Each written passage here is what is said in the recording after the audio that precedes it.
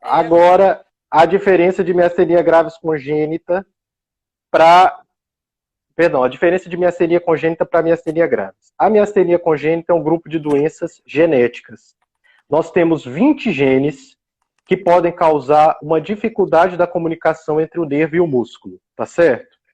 Pessoal, esses 20 genes determinam quadros clínicos de fraqueza, mas que têm tratamentos diferentes. Por que isso? Porque se a mutação genética estiver na região do nervo, é um tipo de fraqueza. Se ela estiver na região do músculo, é outro tipo de fraqueza. Então, por que essa pergunta é altamente relevante? Porque a gente só conseguiu caracterizar a miastenia graves congênita à medida que a gente conseguiu realizar os testes genéticos. Então, há cerca de 20, 30 anos, a gente não tinha condição de fazer esse diagnóstico. E a partir desse momento que os testes genéticos chegam, a gente tem possibilidade de descobrir novos genes associados a quadros de miastenia que se iniciam na faixa etária pediátrica, ou seja, se iniciam durante a infância e vão até a adolescência, tá certo? A miastenia graves, por outro lado, ela é uma doença predominantemente inflamatória e autoimune, onde o organismo ataca a região do receptor de acetilcolina e outros receptores que ligam o nervo e o músculo. Então, pessoal, quando a gente fala em miastenia congênita, nós não estamos falando de uma doença inflamatória. Não tem uma inflamação. Tem um defeito dos canais que captam a acetilcolina. Tem um defeito dos canais que liberam a acetilcolina. Mas não tem a presença de evento inflamatório. Por que isso é importante? Porque isso determina o tratamento. Então, a gente não utiliza, por exemplo, drogas que têm atividade imunossupressora na miastenia congênita. Tá me ouvindo? Vocês estão me ouvindo?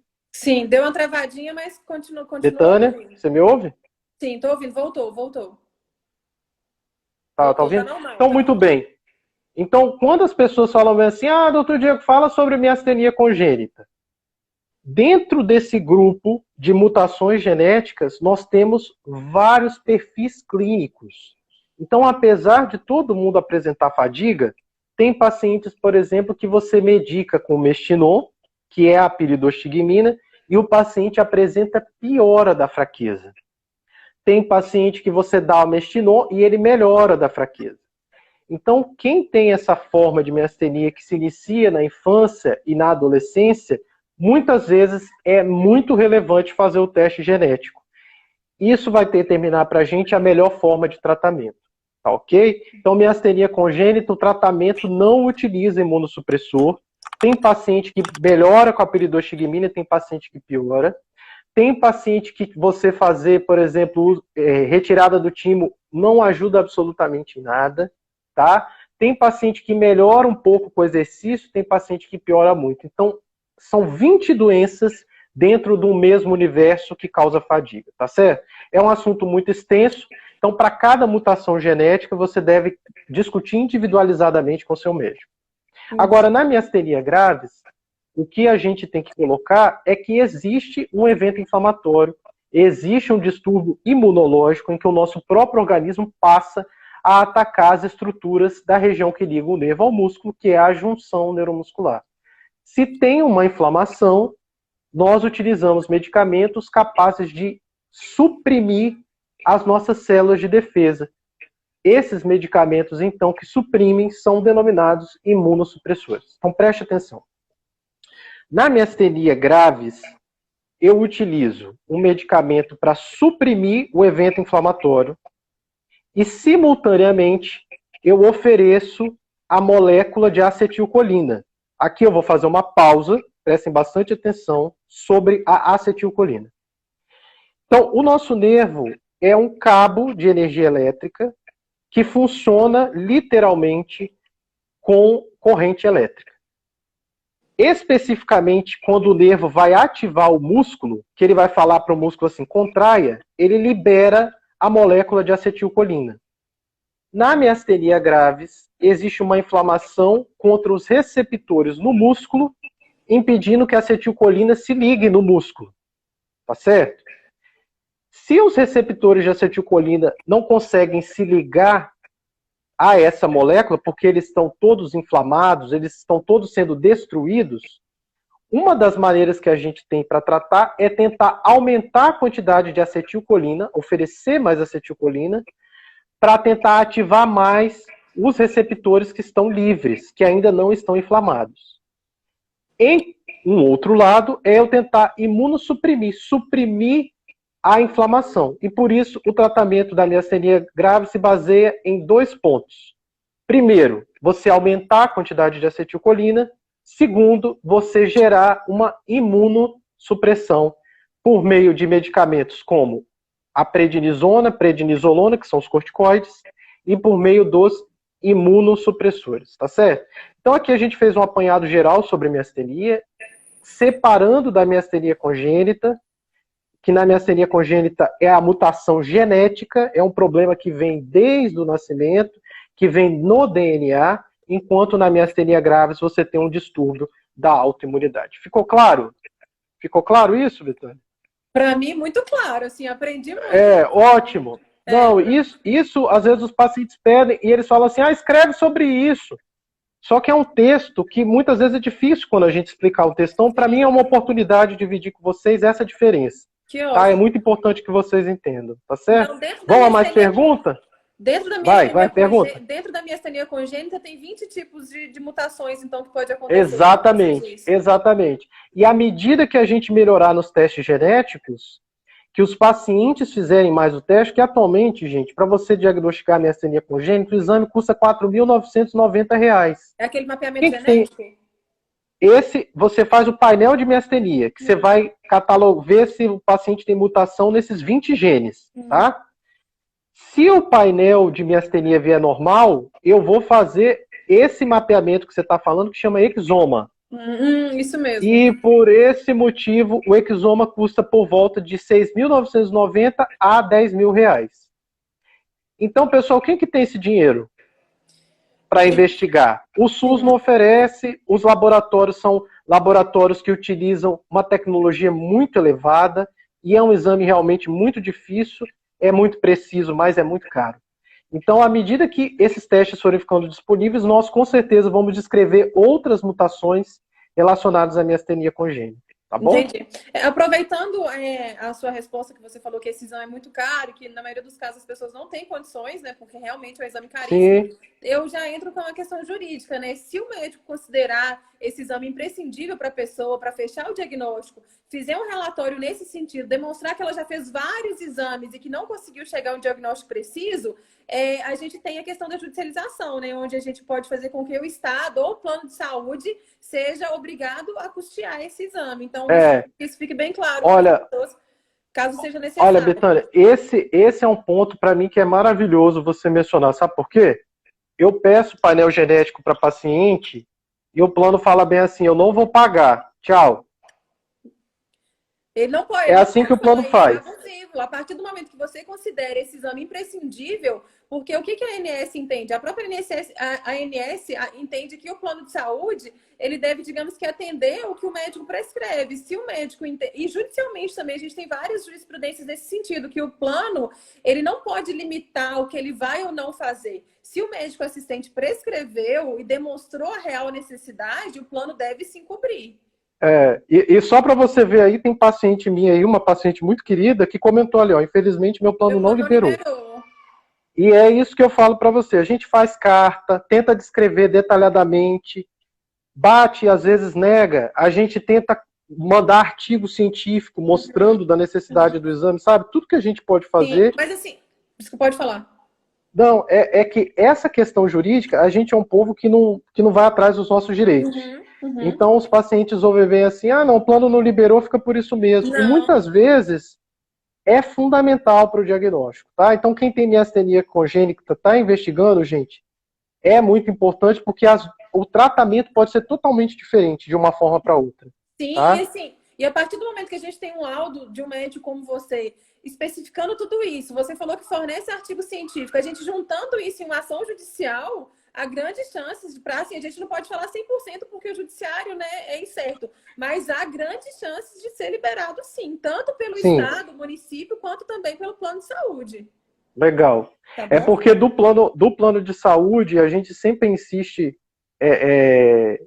em relação aos pacientes a cobrarem, porque, teoricamente, eles têm um ANS, que é um órgão que realmente está ali para vigiar. Uhum. Então, às vezes, esse mecanismo ele é mais rápido e os pacientes realmente conseguem, né? Sim, não, se conseguir resolver de forma administrativa, ótimo. Mas assim, se as pessoas não conseguirem resolver de forma administrativa, pega todos os documentos, o laudo médico, a negativa do plano de saúde, que é imprescindível, e procura um advogado especializado na área para que o plano seja obrigado a custear esse tratamento. Ótimo. Teve uma pessoa que perguntou aqui, a Sabrina perguntou assim, miastenia congênita é exclusiva dos adultos, certo? Então, Sabrina, é exclusiva das crianças e adolescentes. Né? A miastenia congênita, a maioria dos casos se inicia na infância e na adolescência. O que acontece é que tem algumas formas que são tão brandas que se iniciam na adolescência, mas o paciente só vai realmente sentir fadiga, por exemplo, quando ele vai fazer um trabalho braçal. Ele foi um adolescente que ficou sentado em computador a vida toda, e aí, de repente, quando ele chega por volta de 20, 30 anos, que é a idade adulta, ele faz um trabalho braçal e aí ele sente a fadiga. Então, a maioria dos casos se inicia na infância e na adolescência, mas tem pacientes que podem apresentar o sintoma no início da fase adulta, quando eles são expostos a atividades que precisam de muita movimentação e tem uma demanda muscular muito grande, ok? Mas a maioria é na infância e adolescência. Entendi. Muito bem, vamos a mais perguntas? Vamos, tem uma outra pergunta aqui. Mestinol interfere a conduta da bexiga neurogenética tratada com oxibutinina? Neurogênica. Isso, neurogênica, desculpa. Tratada com oxibutinina por ser o anticolinérgico. Se medicamentos não resolverem as perdas frequentes, pode fazer a aplicação da toxina botulínica tendo miastenia? Quem fez essa pergunta é a Marcinha. Ela tem miastenia. Ô, Marcinha, espero que você... E tem uma mielite. Ela deve ter uma mielite grave. Ela tem mielite, isso que eu ia falar. Ela tem miastenia grave e neuromielite. Hoje ela já está na cadeira de rodas. E essa é uma questão que ela está lutando muito para tentar resolver, sim.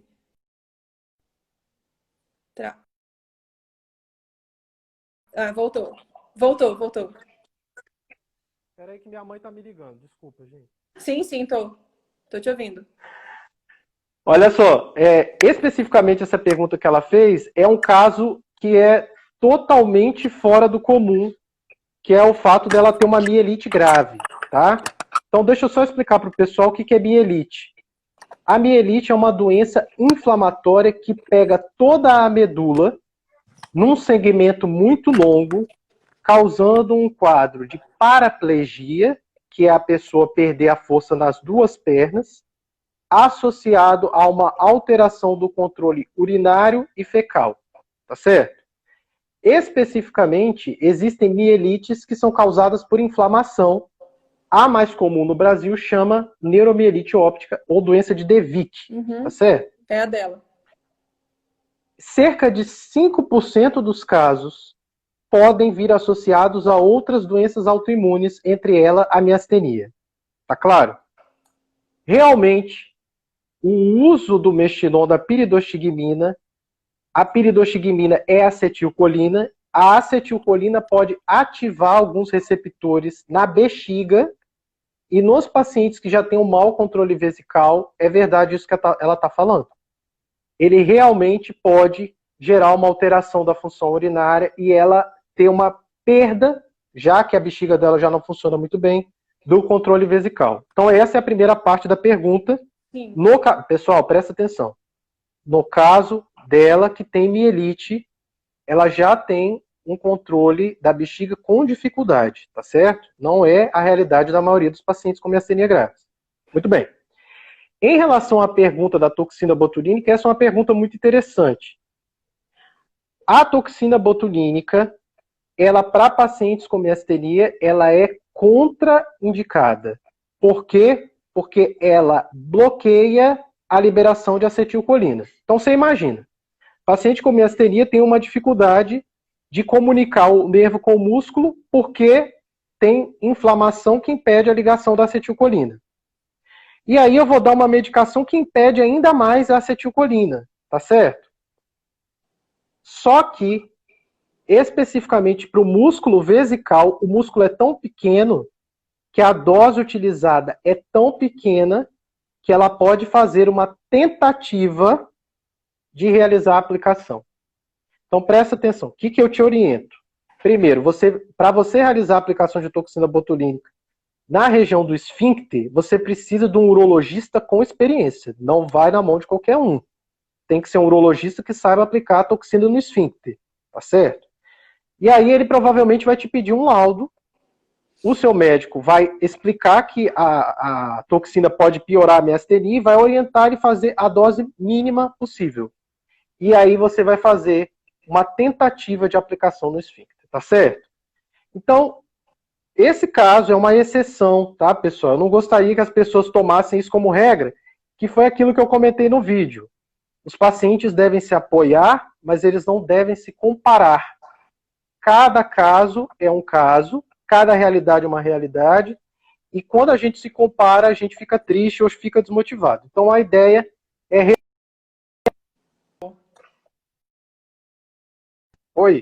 A ideia é realmente a gente se ajudar e não ficar se comparando, tá certo? Mais uma pergunta? Vamos lá? Bom, mas muitas perguntas ainda. Então vamos, legal. Uma outra pergunta, Marcinho, espero que tenha esclarecido. Qualquer coisa, depois você marca aí com o Dr. Diego, vocês veem uma forma de conversar sobre isso, que é um caso mais específico, né? Obrigado, Betânia. Esse caso, inclusive, como são duas doenças inflamatórias, você tem duas variáveis para você controlar que realmente precisa ser numa consulta clínica, tá certo? Pois é, já é um caminho, já é uma direção. A outra pergunta, quem faz tratamento há mais de 10 anos pode fazer timectomia? Muito bom. Olha só, pessoal, a timectomia é uma cirurgia em que a gente vai retirar o timo. O timo é um órgão, uma estrutura do nosso sistema imunológico, onde estão presentes as células denominadas linfócitos T. Esses linfócitos T são responsáveis por gerenciar a nossa resposta imunológica. Então, como a miastenia é uma doença em que há um distúrbio imunológico, muitos trabalhos avaliaram retirar o timo para tentar tirar o mestre do processo inflamatório. Qual foi o grupo que se beneficiou da retirada do timo? Os pacientes que têm uma forma que se inicia antes dos 50 anos, tá certo? O que aconteceu? Esses pacientes mais jovens, quando você retira o timo, e esse timo tem a quantidade de linfócitos aumentada, situação que a gente chama de hiperplasia, eles podem ter melhora do sintoma da miastenia grave. Quem tem mais de 50 anos, não tem benefício, tá certo? Raros casos podem se beneficiar. E quem está com a doença compensada, você retirar o timo também não traz um benefício superior. Então, olha o que essa pessoa está me perguntando. O meu caso, eu já tenho mais de 10 anos de doença, eu vou me beneficiar com a retirada? 2 pontos. Se você tiver mais de 50 anos, não. Com certeza não. Se você tiver a doença compensada, você está tomando seu remédio, o remédio está dando conta dos seus sintomas, não vai te trazer benefício. Tá certo? Então a retirada do timo funciona para quem é mais jovem e para quem está com sintomas descompensados. Tá claro? Ficou claro? Claro. Tá? Isso é uma coisa importante que lembra. A retirada do timo é um procedimento cirúrgico. A cirurgia é um estresse para o corpo, é uma demanda metabólica muito grande para o corpo. A cirurgia pode descompensar a miastenia. Tem a questão da anestesia, que tem que ter muito cuidado, né? Lógico, exatamente. Tem a questão anestésica, não é todo anestesista que sabe manejar miastenia, usa medicação, pode usar medicação errada que pode piorar. Então, esses 2 pontos, a gente opera quem vai ter benefício. Eu não vou submeter alguém a um procedimento que vai trazer mais mal, tá certo? Ótimo. Ô, doutor, teve uma seguidora, a Sabrina, ela fez uma pergunta, eu tô vendo que eu não anotei ela aqui, mas eu lembro mais ou menos a pergunta dela. Você falou sobre hiperplasia tímica, agora eu lembrei da pergunta dela, eu tava até procurando, mas eu não encontrei. Eu vou fazer a pergunta dela pelo que eu lembro, mas Sabrina, escreve aqui pra gente se eu tiver perguntado alguma coisa de forma equivocada. é porque, pelo que ela me relatou já, a gente já conversou, ela tem hiperplasia tímica, mas parece que a eletro dela não deu nada. E agora estão recomendando que ela faça essa fibra única, salvo engano, eu não sei explicar direito. E ela está querendo saber se essa fibra única ajuda no fechamento do diagnóstico. Olha, obrigado. Pessoal, essa é uma oportunidade para mim falar desse assunto. É um tema que eu tenho, assim, muita experiência, tá? Então, meus pacientes, isso faz parte da investigação. O que é a eletroneuromiografia de fibra única? Preste bastante atenção. A fibra única, pessoal, eu vou colocar uma agulha precisamente na região onde o nervo se liga no músculo, na região da junção neuromuscular, e eu vou avaliar o padrão de contração de uma única fibra muscular. E aí eu vou conseguir avaliar o tempo que o nervo dispara e o tempo que o músculo contrai.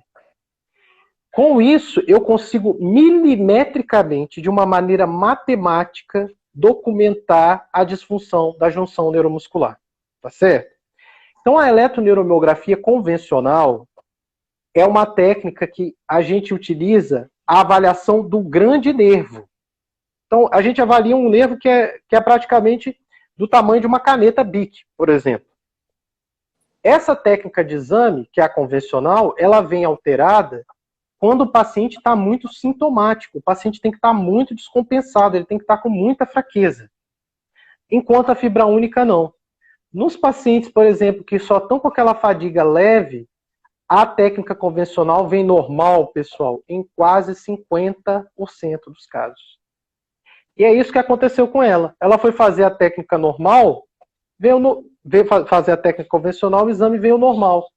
E aí, o que acontece? Eu preciso aumentar a precisão da minha investigação. Para esse caso, eu utilizo a eletroneuromiografia de fibra única. Tá claro? É mais pontual, né? Tá claro. Exatamente. É muito preciso. Eu vou avaliar o ponto microscópico onde o nervo se liga ao músculo e à junção neuromuscular.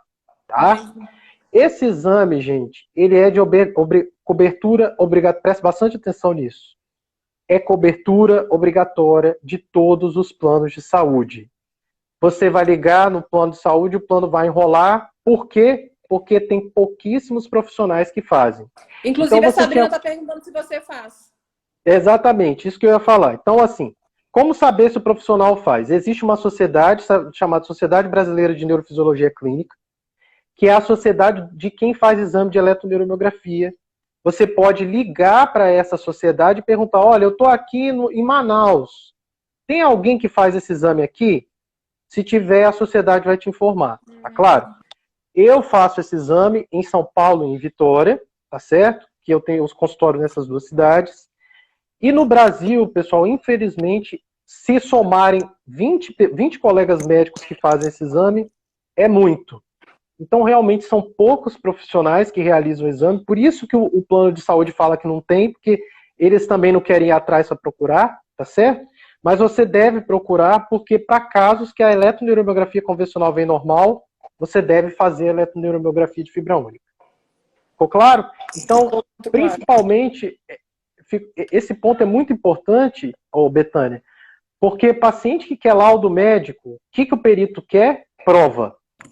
Uhum. Aí ele vai lá, olha, a pessoa tá lá com uma carinha boa, e o tá exame sem não fraqueza. deu nada, digamos assim, né? Exatamente. Aí o perito fala? Não, seu exame não deu nada, tchau. Uhum. Nesses casos, pessoal, a eletroneuromiografia de fibra única vai documentar a prova de que existe a disfunção da junção neuromuscular. Ótimo, ótimo. Acho que esclareceu a dúvida dela.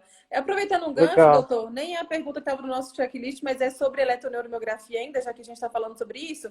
A Leila perguntou assim, é uma dúvida que eu também tenho, se a eletroneuromiografia deve ser feita sem o uso do Mestinon, se sim, por quantos dias? É porque eu já vi questões falando, você tem que ficar sem tomar Mestinon para a gente ver o resultado. E aí, como que é essa questão? Muito bom, pessoal. O que a gente está avaliando no exame? A comunicação do nervo com o músculo. Quando eu dou o Mestinon, eu melhoro a comunicação do nervo com o músculo. Então, a presença do Mestinon, ele vai falsear, ele vai mascarar o resultado da eletroneuromiografia de fibra única. Por esse motivo, a gente orienta a suspensão do Mestinon por 48 horas antes do exame. Aqui eu faço uma pausa, tá certo?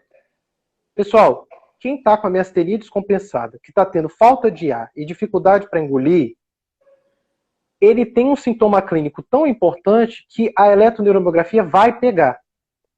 Então, quem está muito sintomático, o exame vai vir alterado. Quem está bem, o Mestinon vai falsear. Então, o que a gente orienta? Se o paciente está muito descompensado, eu não vou deixar um paciente 48 horas sem remédio para ele não conseguir nem deitar de dormir de falta de ar. A ideia não é essa. A ideia é a gente fazer um diagnóstico para ajudar. Se eu for fazer um diagnóstico para a pessoa ficar mal, não é nosso objetivo. Sim. Então, quando você for marcar seu exame, você tem que falar bem assim, olha, eu espero que você não esteja, mas se você estiver, eu não estou conseguindo nem ficar deitado de tanta falta de ar. Eu não estou conseguindo comer direito. Que aí a gente não vai suspender. Agora, se você estiver relativamente bem, com sintomas de fadiga leve, a gente vai orientar a suspensão, porque esse é o melhor jeito da gente fazer o diagnóstico. Ótimo. A Gabriela Batista está pedindo para você repetir. Sociedade Brasileira, o lugar para encontrar... De Neurofisiologia Clínica, a secretária chama Sandra, uma querida. Você fala que o doutor Diego falou e para perturbar ela lá, que ela vai te passar. Ela vai te passar alguns contatos. Ótimo, então pegou aí, né, gente? Quem pegou, escreve aí nos comentários fazendo favor, até para os demais poderem pegar o nome, porque para a gente tem, que tá lógico, é difícil ir escrevendo. E lógico tem o Google também, né, gente? O Google ajuda muito. Sim. Ô, doutor, enviaram uma pergunta aí que muitas pessoas também têm dúvida em relação a isso. Não é do nosso checklist, é de um outro assunto muito polêmico. E eu queria ver a sua visão sobre, né, como neurologista sobre isso. Até te peço desculpa porque não estava aqui dentre as perguntas que eu tinha. Não, que isso. Contrário. Vai lá. Sobre a vitamina D, protocolo Coimbra e doenças autoimunes. É um tema polêmico, né? Muito polêmico. Muito! A pergunta dela foi exatamente, doutor, pode me falar da vitamina D para doença autoimune? É Laís Coelho. Protocolo Coimbra ajuda mesmo ou não? Estou fazendo tratamento com vitamina D, mas ainda não vi muitos resultados. E aí, em contrapartida a ela, eu conheço pessoas que faziam o tratamento convencional com Mestinon e os outros remédios e não estava tendo resultado, não estava tendo resposta positiva, começou a fazer o tratamento com a vitamina D, tá ótima. E teve até um filho recentemente, assim, melhorou muito. Então, assim, como que é essa questão, doutor? E eu vejo que os neurologistas parece que são não são muito a favor do protocolo Coimbra. Então, eu queria que você explicasse pra gente como que fica essa questão. Olha, obrigado pela pergunta polêmica. Não, contrário. Isso é maravilhoso, é sinal que as pessoas estão participando. Então, aqui, eu primeiro, obrigado pela oportunidade de falar sobre isso. Gente, nós que somos médicos, principalmente quem é neurologista que mexe nessa área, nossa obrigação é proteger os pacientes.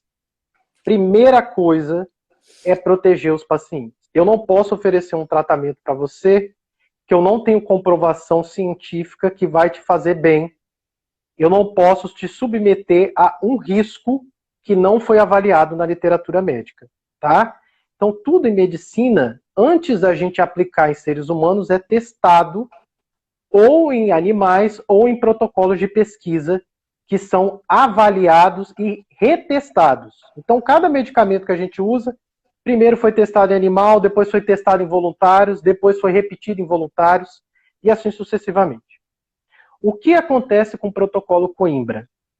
O que nós temos no presente momento de evidência, a maioria dos testes foi feito em esclerose múltipla, tá? Dentro do universo das doenças autoimunes. E na esclerose múltipla, a vitamina D, no protocolo Coimbra, não foi capaz de diminuir o surgimento de lesões inflamatórias nesses pacientes. Então, você imagina que eu estou oferecendo um tratamento para alguém que não está impedindo a progressão da doença. Isso eu estou falando em esclerose múltipla, tá certo? Então, o que a Academia Americana de Neurologia falou? Ela observou que quem tem vitamina D baixa realmente tem maior risco de doenças inflamatórias. Isso é uma verdade. Então preste atenção, a vitamina D baixa aumenta o risco de doenças inflamatórias. Mas o protocolo Coimbra oferece doses de vitamina D que são 10 a 20 vezes maiores do que as doses necessárias diárias. E o que acontece com isso, pessoal? A vitamina D, ela não é um medicamento inofensivo. A partir do momento que você dá uma dose que é 10 a 20 vezes maior, ela altera completamente o metabolismo do cálcio, o metabolismo dos ossos. E ela tira cálcio do osso e joga esses níveis aumentados, né, muda esse metabolismo da saúde óssea e pode levar a um quadro de hipercalcemia, que é o subir demais o cálcio no sangue. Subindo demais o cálcio no sangue, o cálcio pode se depositar nas artérias coronárias e artérias cerebrais, causando envelhecimento precoce, aumentando o risco de AVC e outras doenças cardiovasculares. Além disso, o cálcio aumentado pode provocar câimbras e dores musculares. Então, preste atenção. As pessoas vão atrás do tratamento de vitamina D, geralmente porque elas não querem tomar remédios convencionais, porque elas têm medo de efeitos colaterais. Só que o tratamento não é inofensivo. E mais, quando você interrompe o tratamento, o que acontece? Você tem um grande rebote da atividade inflamatória, a ponto de você não conseguir controlá-la. Então, assim, tem uma artista que vocês sabem aí que teve quadro de esclerose múltipla grave, que foi fazer o tratamento com vitamina D. O que aconteceu com ela? As lesões dela pioraram muito, e aí depois vocês conhecem a novela, é só vocês procurarem aí na história, que até transplante de medula óssea ela fez. Isso lá na esclerose múltipla, tá certo? Na miastenia, tem muitos pacientes que estão testando, só que a gente não tem os trabalhos avaliando a segurança. Então, vou falar minha experiência pessoal, tá certo? Eu tenho 5 pacientes que faziam tratamentos com vitamina D e que, infelizmente, evoluíram para um quadro de aumento do cálcio muito grande, com muita dor muscular, câimbras, e no final das contas, quando eles interromperam o tratamento, eles tiveram um rebote, que eles ficaram num quadro muito mais grave do que eles tivessem feito o tratamento convencional. Tá certo? O que a gente orienta então? Pessoal, médico está preocupado com a sua segurança. A gente só indica tratamentos que tenham evidência científica, tá certo? Eu não posso correr o risco de indicar um tratamento para uma pessoa e submetê-la a uma possível piora, tá? Então, se você está pensando em vitamina D, pondere isso que eu falei. Existem efeitos colaterais, sim. Existe a possibilidade de você interromper e você voltar com uma doença pior, tá certo? Eu, como pessoalmente, agora, opinião pessoal, eu não prescrevo vitamina D, porque eu sigo as recomendações de tratamento da Academia Americana de Neurologia, tá? Pode ser que daqui a 10, 20 anos surja alguma pesquisa que mostre que, às vezes, a dose não era 10 a 20, a dose era 3 vezes uma dose maior. E aí eu passo a prescrever. Por enquanto, não. Muito claro. Obrigada. Nada. Vamos para outra pergunta. Vamos. Tá perguntando qual anticoncepcional a mulher com miastenia pode usar. Tem alguma contraindicação de alguns melhores? Alguma coisa Muito assim? legal. Pessoal, o que acontece durante o período menstrual? O ciclo menstrual é caracterizado por uma oscilação hormonal de estrogênio e progesterona, e o estrogênio, em algumas mulheres, pode causar náusea, vômito, piora de enxaqueca, mal-estar geral e fadiga. O próprio estrogênio, sem ser miastênia, tá? Em algumas mulheres pode haver esse comprometimento da piora associada à menstruação. A gente utiliza esse termo técnico como catamenial, componente miastênico catamenial, que piora com a menstruação. Nesses casos, o que a gente tenta fazer? Estabilizar os níveis dos hormônios por meio do uso de anticoncepcional. Qual é o problema? Que alguns anticoncepcionais convencionais têm uma dose muito alta de hormônio. E isso é muito ruim, porque também o excesso pode descompensar o sistema imunológico. Então, atualmente, o que a gente recomenda? A gente recomenda drogas que tenham o menor efeito de hormônio possíveis, em especial o chamado DIU de Mirena, que ele tem, você coloca, é aquele que o ginecologista introduz pela vagina, é um DIU que tem uma quantidade de hormônio que é o levonorgestrel e que tem atuação local. Então, se você quer considerar um método contraceptivo, eu te sugiro que você procure o ginecologista e escolha por esse método, tá bom? Ótimo. Uma outra dúvida relacionada a esse assunto que a Gabriela Batista também acabou de enviar, que eu ia até perguntar sobre isso que você estava falando sobre esse assunto. Pessoa com miastenia pode piorar na gestação? Meu filho pode ter miastenia? Quais as complicações? Eu já ouvi muitos relatos de pessoas que melhoraram após a gestação. Eu não sei se tem algum vínculo. Até bom ela ter tocado nesse assunto para você poder explicar para a gente. Uhum. Essa pergunta é muito interessante, pessoal. Durante a gestação, o que acontece? Primeira etapa é uma etapa de subir esses hormônios, do estrogênio e da progesterona, depois eles estabilizam. E olha que interessante, para a gente poder, para a gente não, né? Para a mulher poder ficar grávida, ela precisa diminuir a atividade das células de defesa dela para ela não entender que o feto é um corpo estranho. Então, olha que interessante. A própria gravidez, o sistema imunológico da mulher, ele abaixa a sua atividade para poder tolerar o feto e não atacar o feto. Isso tá certo? naturalmente, o feto, independente se naturalmente, a pessoa ou não. Exatamente, naturalmente, porque o feto tem material genético do pai. Uhum. Então, se o organismo for atacar aquilo, a mulher vai abortar, como tem casos de abortamento que se dão por causa disso. Então, na verdade, o próprio sistema imunológico da mulher na gravidez, ele tende a diminuir. E os sintomas de miastenia no segundo e terceiro trimestre, eles amenizarem.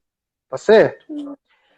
Algumas pacientes, no entanto, elas podem continuar com a miastenia em atividade.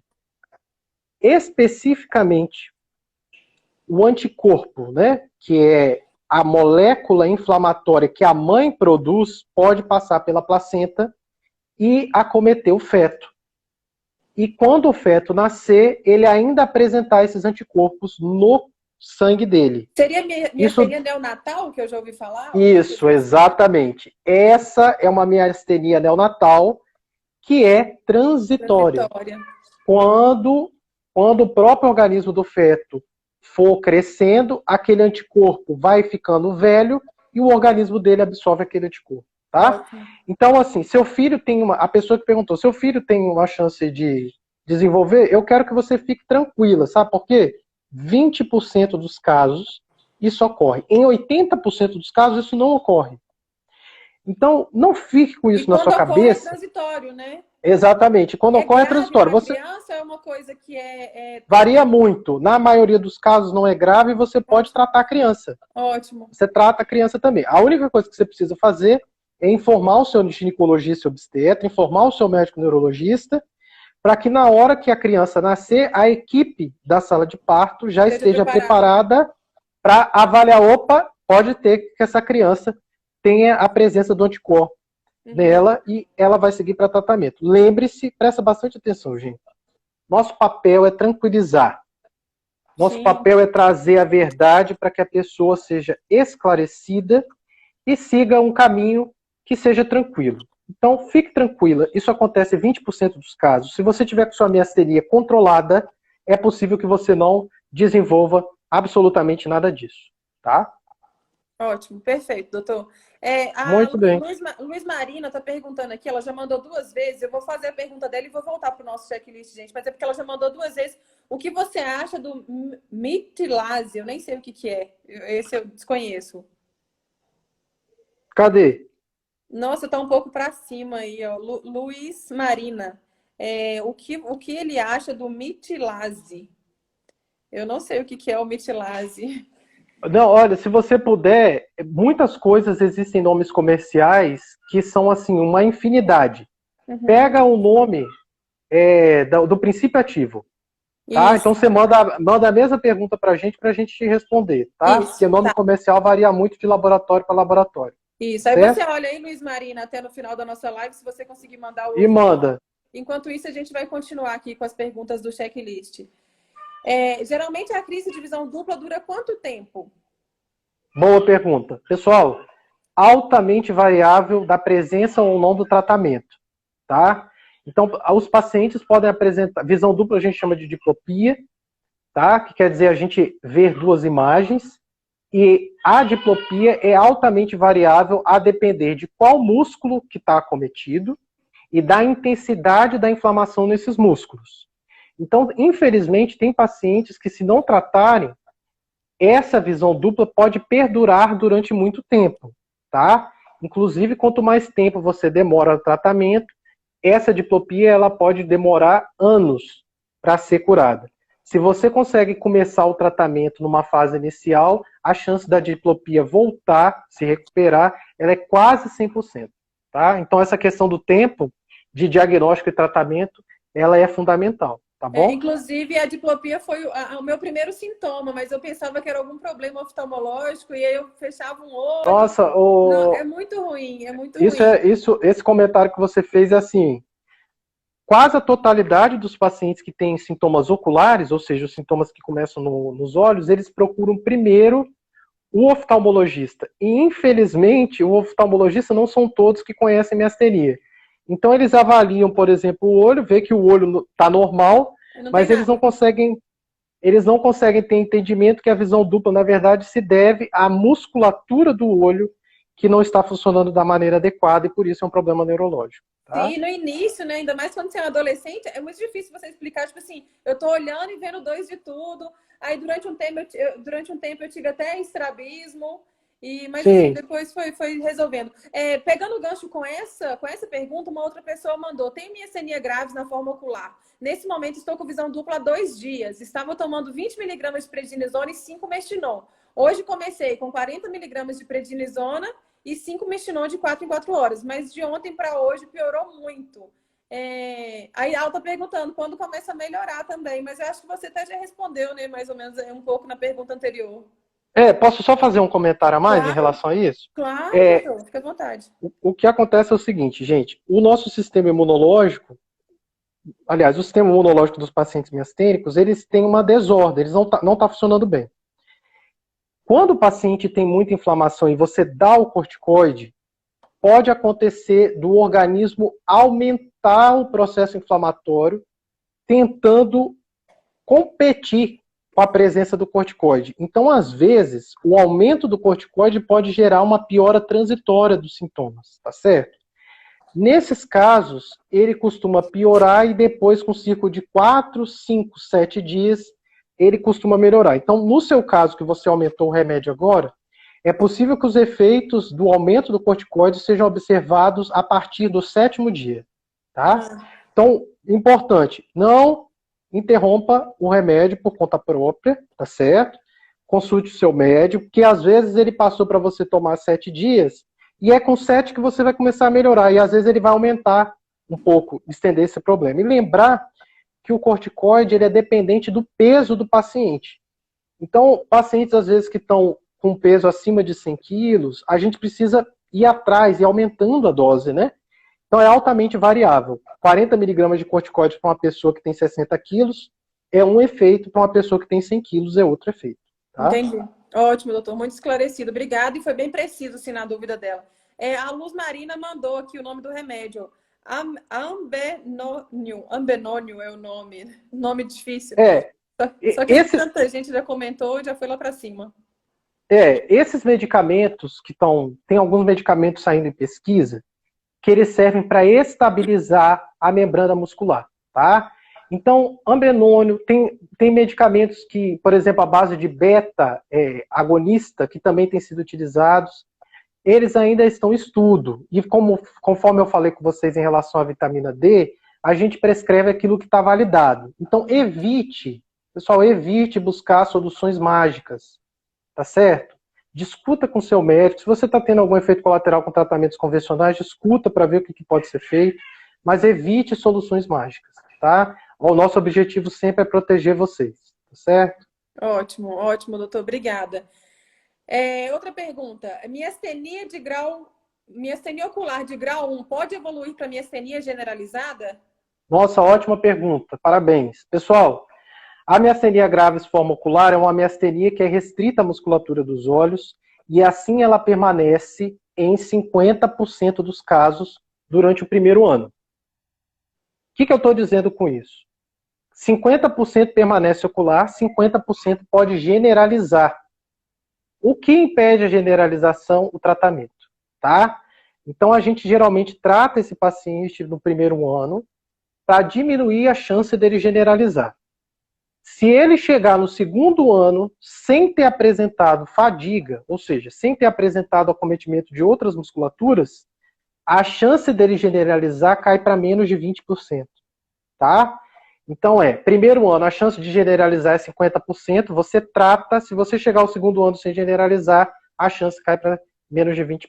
Então, o tratamento nessa forma é ótimo, para que você fique com a sua condição restrita à musculatura dos olhos. Tá? Ótimo. Doutor, uma outra pergunta que não estava no checklist, mas que está muito em pauta agora, tendo em vista o momento de pandemia que a gente tem vivido, é a questão do tratamento para pessoas com miastenia, caso pegue a Covid. Inclusive, eu estava lendo, eu fico acompanhando, né, por ser advogada, as questões que o Ministério da Saúde solta, e ele soltou umas 2 ou 3 semanas uma notificação falando algumas coisas, e dentro do que ele falava, estava lá em contraindicação absoluta, cloroquina para miastenia. Para pacientes com miastenia. Eu achei até interessante vir trazendo sobre a miastenia nesse documento do Ministério da Saúde, porque a gente tem um número infinito de doenças e ele citou, falou mulheres grávidas, citou uma outra doença e citou a miastenia. Então, ele citou só 3 situações. Não, então realmente deve ser bem grave, né, para miastenia. O que você diz sobre esse assunto? Betânia, eu gravei 2 vídeos, estão lá no YouTube, depois você assistam. Cada vídeo tem 7 minutos. Uhum. Mas eu vou resumir aqui. Então, primeiro, a história da cloroquina é a seguinte. Há cerca de 10 anos atrás, foram feitos alguns testes in vitro, né, em laboratório, para o efeito da cloroquina sobre a replicação viral. Quer dizer, utilizar a cloroquina para inibir os vírus de se multiplicarem. Esse tratamento in vitro mostrou que a cloroquina era capaz de diminuir a replicação, diminuir a capacidade do vírus se reproduzir. Por causa disso, quando começou o surto de coronavírus, a gente foi buscar lá na literatura médica algum tratamento que era capaz de inibir a multiplicação do vírus. E aí nós achamos a cloroquina. O primeiro lugar que tentou aplicar a cloroquina foi as universidades inglesas e as universidades americanas, e juntamente as chinesas. O que aconteceu? Aconteceu que inicialmente a cloroquina mostrou um benefício em seres humanos de diminuir a quantidade de vírus no sangue e determinar que os pacientes tivessem menor tempo de internação, tá? Aí o vírus explodiu no mundo todo. E aí todo mundo foi tentar usar a cloroquina. Então, quando eu gravei o vídeo ainda era só essa primeira etapa, que os chineses, ingleses, os americanos estavam testando e estavam tendo resultados benéficos. Então, você digita lá, eu estou lá defendendo a cloroquina. Tá certo? O que aconteceu no Brasil? O Einstein, o hospital israelita, Albert Einstein, começou a testar em todos os pacientes. Pessoal, foi um desastre, tá? O que aconteceu? A cloroquina, ela aumenta o tempo de condução cardíaca, a chance de arritmias, e você imagina, em pacientes idosos, a quantidade de arritmia que essa população tem já é maior, e no final das contas, a medicação acabou sendo mais prejudicial do que benéfica. Então, especificamente, no momento que a gente está agora de cloroquina, é justamente um movimento contrário. Quando a gente usou na população mundial, a gente viu que o benefício foi muito baixo, e por isso que existe essa polêmica atual de gente defendendo a cloroquina e gente defendendo contra. Existiram trabalhos que mostraram o benefício da cloroquina 10 anos atrás? Existiram. A prática clínica atual dos países que estão usando cloroquina é boa? Não. Tá? Então, quando eu fiz o vídeo defendendo a cloroquina. Porque eu estava me baseando nesses trabalhos anteriores. Olha como a ciência muda, pessoal. E olha como que não existem verdades absolutas. As pesquisas vão saindo e vão mostrando pra gente o que é bom e o que é ruim. Especificamente, a cloroquina, ela na miastenia graves, ela consegue ir lá na região da junção neuromuscular e atrapalhar a ligação da acetilcolina, aumentando a dificuldade da acetilcolina ativar a musculatura. Então, no paciente miastênico, a cloroquina realmente piora essa ligação nervo-músculo. O que acontece? Acontece que no tratamento do Covid, você usa cloroquina por 5 dias. Você deve utilizar no máximo por 5, alguns advogam 10 dias, mas não passa disso. Então, nesses pacientes, gente, que são jovens, presta atenção, jovens, em que tem casos muito graves, estão lá em insuficiência respiratória, Uso compassivo? as pessoas estão utilizando porque elas não têm outro recurso, tá? E nessa situação, caso um paciente miastênico esteja numa situação com coronavírus como esse, nós vamos provavelmente utilizar sim a cloroquina, porque nós não temos outro recurso. Para compensar, agora é a opinião de especialista, tá? Não é a opinião de recomendação. Para compensar essa dificuldade que a cloroquina vai gerar na junção neuromuscular, o que a gente vai fazer? A gente vai aumentar o tratamento da miastenia por meio de imunoglobulina, por meio de plasmaférese, por meio de aumento de corticoide, por meio de aumento de mestinon, por uso de outras estratégias ventilatórias, tá certo? Então o assunto cloroquina é polêmico, assista o vídeo lá no canal, onde a gente dá mais explicação, mas lembre, cloroquina não é para todo mundo, vai ser utilizada para os pacientes em condições graves de infecção por coronavírus. Tá? Ótimo. Muito obrigada, doutor. Vou continuar com as perguntas aqui, depois a gente passa para as que o pessoal está mandando muita dúvida aqui. Aqui a gente já está acabando. Comecei a tomar prednisona 20 miligramas, um por dia. É normal sentir tremedeira e calor em alguns Muito momentos bom. do dia? Muito legal. Gente, o que a prednisona faz? Tá? A prednisona é um corticoide que tem a capacidade de inibir o sistema imunológico, mas ele tem dois efeitos. Ele retém líquido e ele, na verdade não são dois, são vários. Ele retém líquido, ele altera o metabolismo dos açúcares e das gorduras, favorecendo a formação de gorduras e aumentando os depósitos de gordura. E eles, na fase inicial, eles ativam a liberação de adrenalina. Então, essa pessoa que está tendo essa sensação de tremor, isso pode realmente acontecer com o início do tratamento, tá certo? Orientação que a gente dá, se mantenha bastante hidratado, tá certo? Tome o remédio sempre no mesmo horário pela manhã, tá? E evite calor, porque o calor piora esses sintomas. Então, tente tomar um banho frio sempre, tente ficar um pouco mais relaxado, suspende a cafeína, que a cafeína vai combinar com esse efeito da prednisona, vai dar mais tremedeira, tá? Por volta de 14 dias, o seu organismo vai começar a acostumar e esses sintomas vão passar, tá? Não suspenda o remédio por conta própria. Se você está sentindo muito mal-estar, contacte o seu médico, e uma coisa que a gente pode fazer é diminuir a dose, botar uma dose bem baixinha e ir aumentando progressivamente, tá? Ótimo. Uma dúvida que eu vi também aqui, já terminou do nosso checklist, algumas foram até meio que, você já falou dentro de outras perguntas, se uma pessoa que perguntou sobre a questão da retirada do timo, você já explicou bem claro sobre isso. Uma pergunta que eu vi aqui, que a pessoa falou, a miastenia causa dor? Nossa, olha, realmente você vê que a gente tem que focar nos pacientes, né? Quem fez essa pergunta? Peraí, deixa eu achar aqui. Aninha aqui, ó. As dores no corpo é da miastenia ou não? Tenho dúvidas. Pois alguns médicos dizem que não e outros dizem que sim. Tenho dores há 5 anos que vem aumentando. Já tomei várias medicações e nada. Aninha, olha só. Você sabe que a Abrame tem um representante, um diretor técnico, que é o Dr. Eduardo Stefan, que é um colega meu. E eu liguei um mês passado para o Eduardo e falei assim, Eduardo, a literatura médica fala que miastenia não causa dor.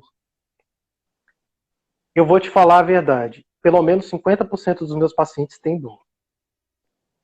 Então, assim... E não tem nenhuma outra doença envolvida? E não tem nenhuma outra doença. Os pacientes têm dor, principalmente quando eles estão descompensados. Entendi. Quando eles estão ainda sem o tratamento tá legal, tá? E eu sugeri isso a ele. Falei assim, Eduardo, vamos fazer uma pesquisa dessa no Brasil? Vamos levantar como os nossos pacientes brasileiros estão? Eles estão sentindo dor? Então, esse é um projeto, gente, meu, que, assim, vai demorar, tá, Ana, para eu te dar essa resposta. Um monte de gente falando que tem dor, ó. Vai demorar para eu te dar uma resposta. Eu, na minha prática clínica, eu não tenho dúvida que tem dor, principalmente quando está descompensado, mas você vai na literatura médica, vai nos congressos, e todo mundo fala que não, na nossa prática tem. Então, nós vamos possivelmente desenvolver essa pesquisa no Brasil. Eu vou contactar a Abramb, eu vou pegar o telefone de todo mundo que está lá na Abramb, nós vamos ligar. Então, se você receber uma ligação do Dr. Diego perguntando... Se você receber uma ligação do Dr. Diego perguntando, oi, você tem dor? Então, vocês respondam o questionário, tá? Isso deve acontecer ao longo aí de 6 meses, porque a pesquisa tem que passar em comitê de ética, tem uma série de coisas. Mas a gente vai, ano que vem, talvez dar essa resposta real, tá bom? Ótimo. Doutor, teve uma seguidora, teve uma pessoa que está assistindo aí, eu não sei se ela estava no início que você falou sobre isso, que ela disse que fez todos os exames e que o exame não deu nada, que ela fez eletroneuromiografia hoje e que não deu nenhum resultado. Ela está perguntando o que fazer. Eu não sei se seria isso que você falar, mas tem a questão da eletroneuromiografia de fibra única. Então, exatamente, né? Exatamente. Ela precisa fazer eletroneuromiografia de fibra única para o diagnóstico. Acontece que tem uma outra síndrome neurológica que é chamada de síndrome da fadiga crônica, que pode dar um sintoma de cansaço, que o paciente não tem fraqueza, mas ele tem um sintoma de fadiga. Nesses pacientes, a eletroneuromiografia de fibra única é normal. Então, para ela, se ela está sentindo fadiga, faz a eletroneuromiografia e vem normal, é possível que o diagnóstico dela seja síndrome da fadiga crônica. E tem um outro diagnóstico para os pacientes que têm dor, que é a fibromialgia, que é uma condição dolorosa, que é um quadro de dor generalizado. Algumas pessoas até falaram que tem miastenia e fibromialgia. Perguntaram também sobre questão de miastenia e ansiedade, porque parece que a gente não pode tomar esses calmantes, relaxantes. Como tratar uma pessoa que tem miastenia e tem crise de ansiedade? Muito bom. Pessoal, olha só. Até uns 3 anos atrás, a gente falava assim, você está ansiosa pela miastenia. E uma pesquisa saiu mostrando que os pacientes com miastenia, eles têm maior incidência de depressão, maior incidência de ansiedade, maior incidência de distúrbios do sono, tá? Quando você não trata esses sintomas, a qualidade de vida dos indivíduos cai muito. Então, o paciente que é miastênico, ele não é só uma miastenia, ele é uma pessoa, né? Uma pessoa tem uma série de demandas afetivas e também pode ser acometida por outros transtornos, incluindo depressão, ansiedade e sono. Para esses pacientes, pessoal, a gente realmente tenta não começar com remédio. Começa com a terapia cognitivo-comportamental. Então, a gente orienta um forte segmento psicológico primariamente. E para aqueles pacientes que têm ansiedade e roncam, a gente vai tratar o sono. Depois que a gente tratou o sono e começou a terapia, se o paciente continua a apresentar sintomas, e se ele está com a miastenia compensada, a gente entra com tratamento medicamentoso sim. A gente não costuma usar benzodiazepínico, que é esses remédios para dormir, Rivotril, os tarja preta da vida, porque eles realmente podem piorar o sintoma de miastenia. Mas existem outros remédios novos que eles podem ser utilizados com segurança. Então, primeiro, faça essas etapas do tratamento. Se você não apresentou resposta, você tem que discutir isso com o seu médico, porque está afetando sua vida. Então, precisa de um tratamento medicamentoso, sim. Ótimo, doutor. Você consegue ver quantos minutos que falta para a live terminar? Que eu acho que a gente já está nos minutos finais. Eu não consigo, não. Não sei. Mas tudo bem, eu já vou fazer o agradecimento. Eu aprendi muito com você. Como muitos falaram aí, foi uma verdadeira aula. Obrigada por todas as explicações. Mas aí, se você quiser, a gente pode continuar aqui com as perguntas até a live cair. Aí fica a seu critério. Eu acho que já está quase nos minutos finais, mas eu não lembro exatamente a hora que a gente começou, porque deu aqueles probleminhas. Tá. Eu gostaria só de falar... Posso agora parar de responder perguntas e falar... Então, pessoal, é o seguinte. Foi o dia da conscientização da miastenia, principalmente para os familiares. Faltam 30 segundos. Tô pedindo para você deixar a live salva. Se você puder deixar salva no seu Instagram, por favor. Como que salva? Como que salva? Fechar o vídeo, na hora que o vídeo cair, vai ter a opção de salvar. Aí você vai mandar para o seu IGTV. Tá bom, vou tentar aqui. Pessoal, um abraço, obrigado pela oportunidade. Betânia, desculpa. Muita coisa, talvez